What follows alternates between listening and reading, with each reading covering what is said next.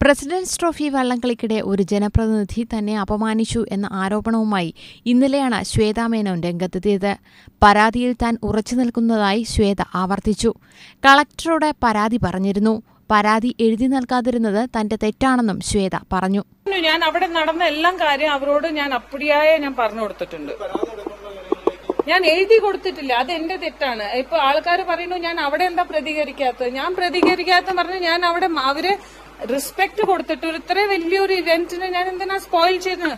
എന്നാൽ ഏത് ജനപ്രതിനിധിക്കും നേരെ ഉയർന്നുവരാവുന്ന ആരോപണമാണ് ഇതെന്നും സംഭവത്തിൽ അതീവ ദുഃഖമുണ്ടെന്നും പീതാംബരക്കുറുപ്പ് പ്രതികരിച്ചു.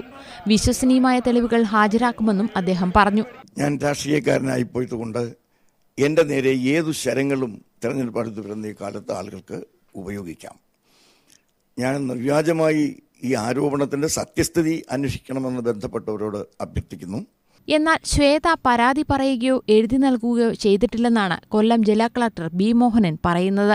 ഇല്ല, എനിക്ക് പരാതി എഴുതി തരികയോ പറയുകയോ ചെയ്തിട്ടില്ല. കാരണം എന്ന് വെച്ചാൽ നമ്മൾ ഗസ്റ്റായിട്ട് വന്നതാണ്. നമ്മൾ ആ രീതിയിൽ എല്ലാ സ്വീകരണവും എല്ലാ അറേഞ്ച്മെൻറ്റ്സും നമ്മളത് ചെയ്തിരുന്നു. പിന്നെ എൻ്റെ ശ്രദ്ധയിൽ വന്നിട്ടില്ല. അവിടെയുള്ള ആരുടെയെങ്കിലും ശ്രദ്ധയിൽ വന്നിട്ടുള്ളതായിട്ട് എനിക്കറിയാം. സംഭവത്തിൽ സ്വമേധയാ കേസെടുക്കാനാകില്ലെന്ന് സംസ്ഥാന വനിതാ കമ്മീഷൻ അധ്യക്ഷ റോസക്കുട്ടി പറഞ്ഞു. ആ കുട്ടിയോട് അപമര്യാദയായി ആര് പെരുമാറിയാലും അതിനെതിരെ ആ കുട്ടിക്ക് നിയമ പരിരക്ഷ കൊടുക്കാൻ വനിതാ കമ്മീഷൻ അത് ബാധ്യസ്ഥതയുണ്ട്. എന്നാൽ നിയമ നടപടികളുമായി മുന്നോട്ടു പോകുമെന്ന് താരസംഘടനയായ അമ്മയുടെ പ്രസിഡന്റ് ഇന്നസെന്റ് വ്യക്തമാക്കി. News desk, India vision.